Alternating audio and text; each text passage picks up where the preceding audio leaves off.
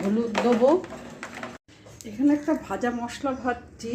এই যে ধনে আছে, জিরে আছে, মৌরি আছে, তারপরে এই ডালচিনি, এলাচ, তারপর শুকনো লঙ্কা, তেজপাতা, এই যে গ্যাস, এই যে আবার একটু সর্ষে দিলাম আর এই গোলমরিচ। পেঁয়াজগুলো লাল লাল করে ভাজবো। তারপরে এই ক্যাপসিকামের সঙ্গে ভাজছি আর এদিকে পেঁয়াজটা বাটবো, ভাজা পেঁয়াজটা। এবার ওই পেঁয়াজ বাটাটা আর জিরে ফোড়ন আর কাশ্মীরি লঙ্কার গুঁড়ো, এবার দইটা দিয়ে দিলাম। জল গরম করেছি আর এই গাজর আর ক্যাপসিকামগুলো দিয়ে দিলাম। মাংস তো সেদ্ধই আছে, বেশিক্ষণ ফুটবে না। এই আলুগুলো সেদ্ধও করা আছে। এই ভাজা মশলাটাও এক মশলা দিলাম, ওটাতে অনেক কিছু থাকে তো বেশ সুন্দর খেতে টেস্ট হয়। সব সেদ্ধ হয়ে গেছে। এবার আর কয়েকটা কাঁচা লঙ্কা দেবো, বেশি দেবো। নুন হলুদ মাখিয়ে এই যে রেখে দিয়েছি আধ ঘন্টা মতো, যাতে জলটা ঝরে যায়। আর এদিকে আমি একটা বেসনের ব্যাটার তৈরি করছি। ওই আলুগুলো বেগুনির মতো ভাজবো। বেসন, এই যে গরম মশলার গুঁড়ো দিলাম,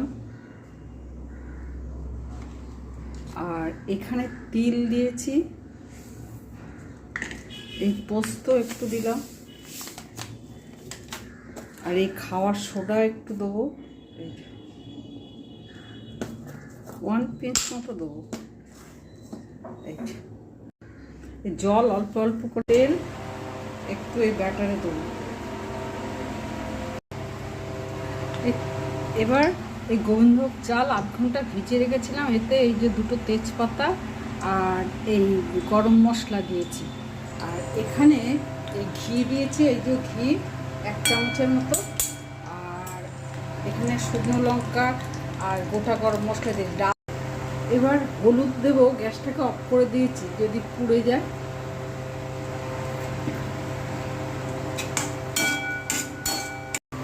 এবার জলটা একটু গরম করে নিয়েছি, যা চাল ছিল তার ডবল জল। এই পর্যায়ে নুনটা দিয়ে দিয়েছি, দেখানো হয়নি। এবার দেবো একটু চিনি, এটা মিষ্টি গুঁড়ো করা। বাসন্তী পোলাও হয়ে গেছে। আজকের মেনু হচ্ছে বাসন্তী পোলাও, আর এটা হচ্ছে আলু দিয়ে বেগুন।